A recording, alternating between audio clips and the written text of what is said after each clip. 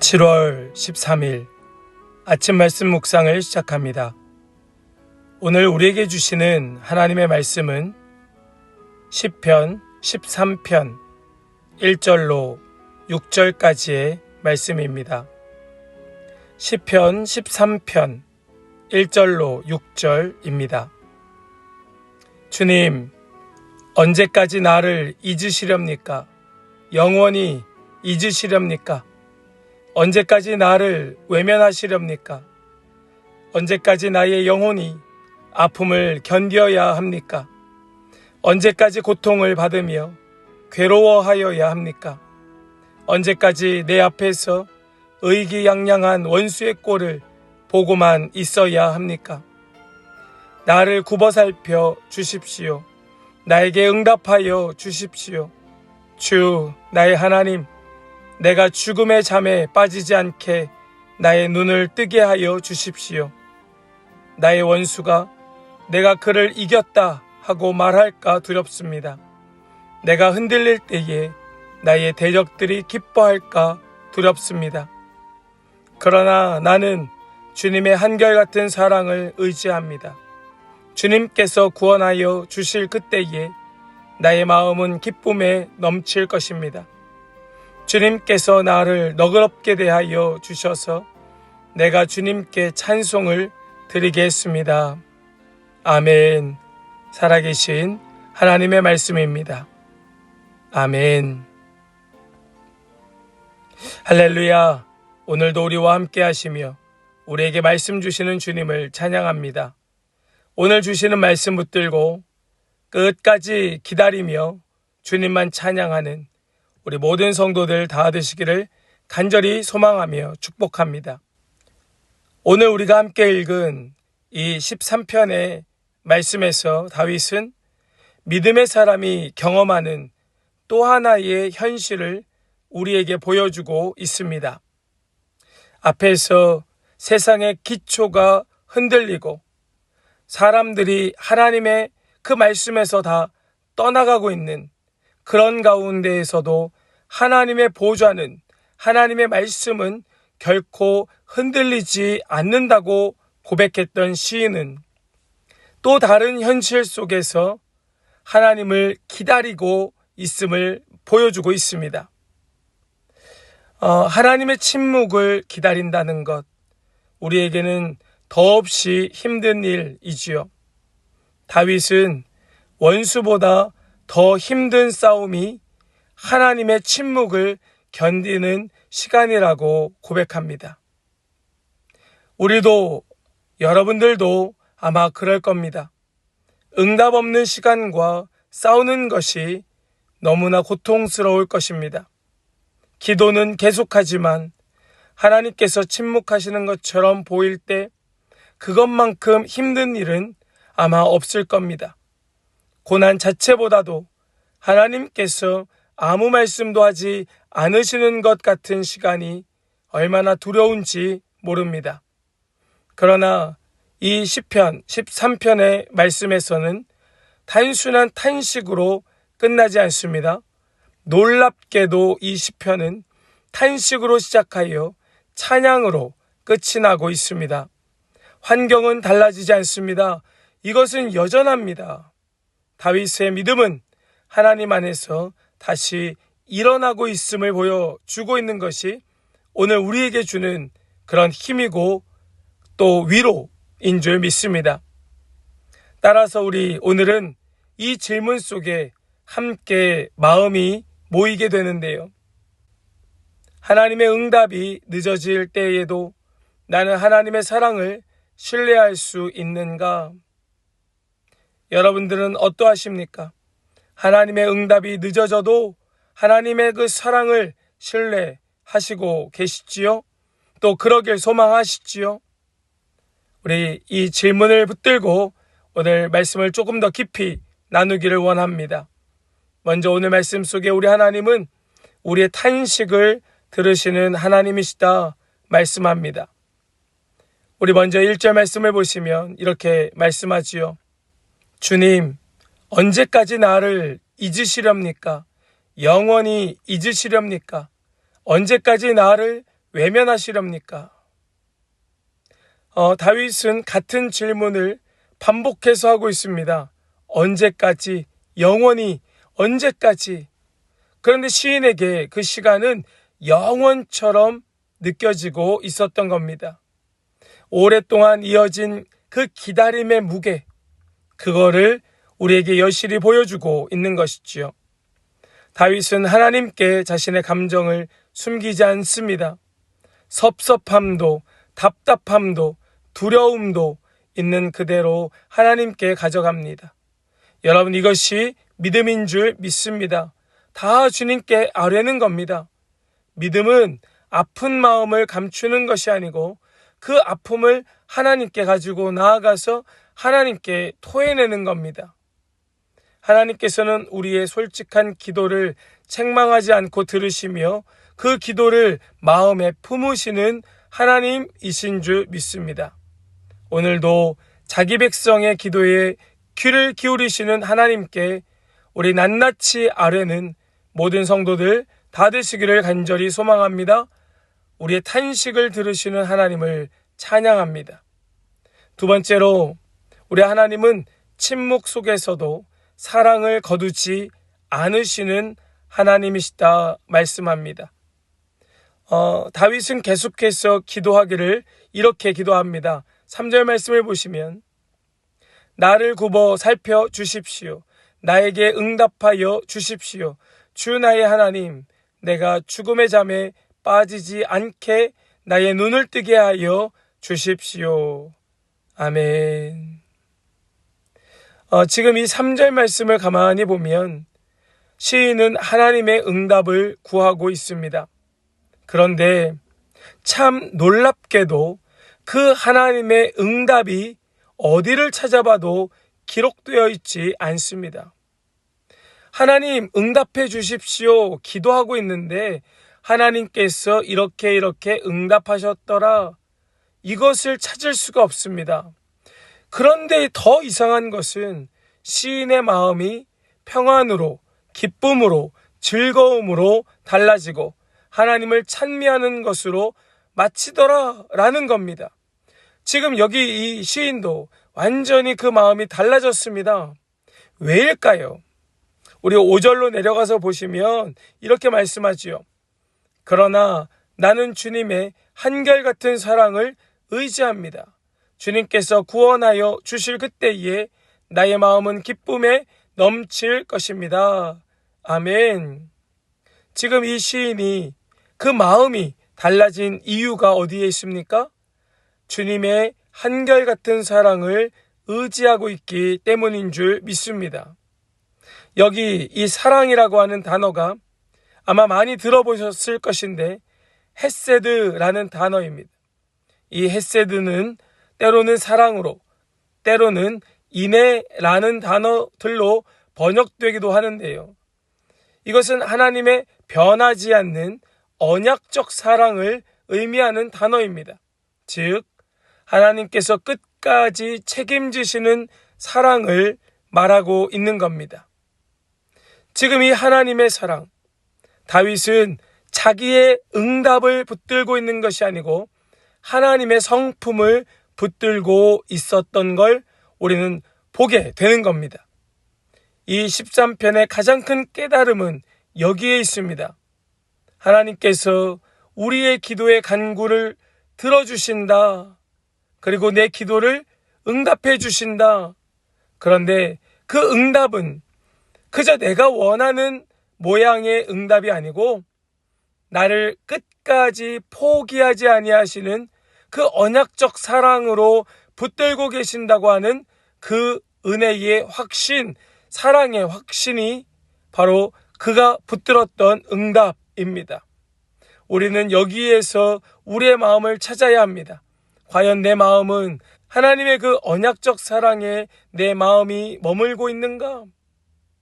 예수님께서 그 증거로 십자가에 달려 죽으셨고 완전히 자신을 내어 주셨는데 나는 그것을 믿는다 하면서도 나의 마음은 하나님의 사랑으로 채워져 있지 않은 것은 아닐까? 사랑하는 여러분, 우리 하나님은 그 사랑을 거두지 아니하시는 하나님이신 줄 믿고 끝까지 그 사랑을 신뢰하며 붙드는 그런 은혜가 있기를 간절히 소망하며 축복합니다. 또한 우리 하나님은 기다림을 찬양으로 바꾸시는 하나님이시다 말씀합니다. 우리 다시 5절과 6절의 말씀을 보시는데 우리 5절 우리 두 번째 문장부터 한번 보시면 이렇습니다. 주님께서 구원하여 주실 그때에 나의 마음은 기쁨에 넘칠 것입니다. 주님께서 나를 너그럽게 대하여 주셔서 내가 주님께 찬송을 드리겠습니다. 아멘. 앞서 말씀드린 바와 같이 지금 이 시인의 현실은 전혀 바뀌지 않았습니다. 성경 어디에도 원수가 사라졌다는 기록도 문제가 해결되었다는 기록도 없습니다. 그러나 시인은 이미 찬양하고 있습니다. 왜요? 지금 이 찬양하는 이유가 주님께서 나를 너그럽게 대하여 주셨기 때문이다 말씀합니다. 하나님이 이미 은혜를 주셨다는 겁니다. 문제는 문제고 하나님 나에게 주신 은혜로 이미 나는 충만합니다. 주님으로 넘쳐납니다. 주님 때문에 살만 납니다. 여러분, 우리의 감사는 현실이 좋아졌기 때문에 하는 것이 아니고 우리에게 주님께서 주신 은혜로 감사하게 되는 줄 믿습니다. 하나님의 신실하심을 기억할 때 우리의 감사는 터져나오고 하나님을 찬미하는 것은 더 높아지게 될 것을 확신합니다. 그러므로 우리는 오늘 이렇게 함께 결단하며 적용하기를 원합니다. 응답보다 하나님의 사랑을 붙들라. 내가 원하는 그 응답, 내가 바라는 그 응답보다 하나님의 사랑을 붙들라. 우리의 인생에서 어느 때까지입니까? 라고 묻는 시간이 있습니다.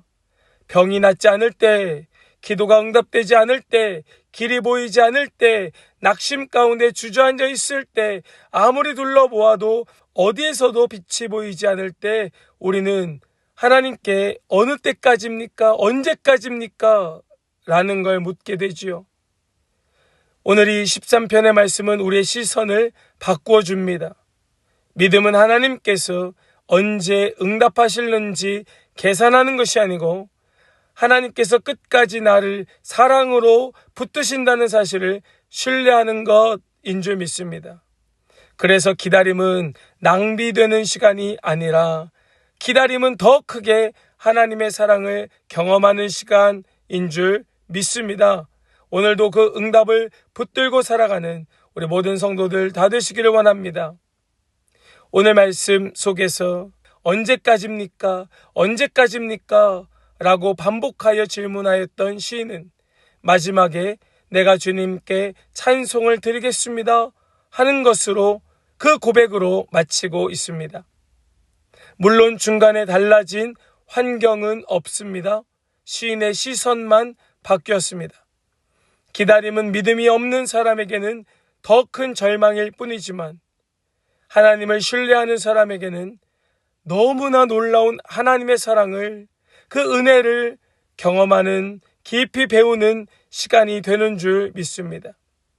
예수님께서도 그 무덤 속에서 나흘의 시간 동안 기다리셨고 제자들도 그 열흘의 시간 동안 주님 약속하신 성령을 기다렸고 우리도 마라나타 주님 다시 오시옵소서 주님의 재림을 기다리며 살아가고 있는 시간 속에 있습니다. 그러나 우리가 포기하지 못할 것은 바로 이 시간을 통하여 주를 향한 사랑이 더 깊어지기 때문인 줄 믿습니다. 우리의 탄식을 그대로 찬양으로 바꾸십시오. 하나님은 찬양받으시기에 합당하신 하나님이십니다. 우리 5절 말씀을 다시 한번 함께 한마음으로 봉독하면서 주님 앞에 우리의 마음을 올려드리기를 원합니다. 나는 주님의 한결같은 사랑을 의지합니다. 나의 마음은 기쁨에 넘칠 것입니다. 아멘. 우리 이제 더 깊은 묵상으로 함께 나아가길 원합니다.